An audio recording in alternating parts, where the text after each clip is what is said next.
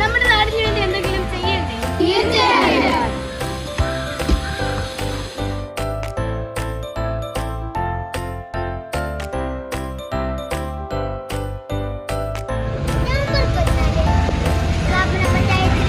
കുട്ടികളെ ഹരിതസഭയ്ക്കായി ഞങ്ങൾ സന്തോഷ കൂട്ടുകാരും എത്തുന്നുണ്ട്. അതെ, ഈ നാടിനെ നന്നാക്കാൻ ഞങ്ങളും കൂടി വേണം. ശുചിത്വമുള്ള നാടിനായി മുതിർന്നവരോടൊപ്പം ഇനി കുട്ടികൾ.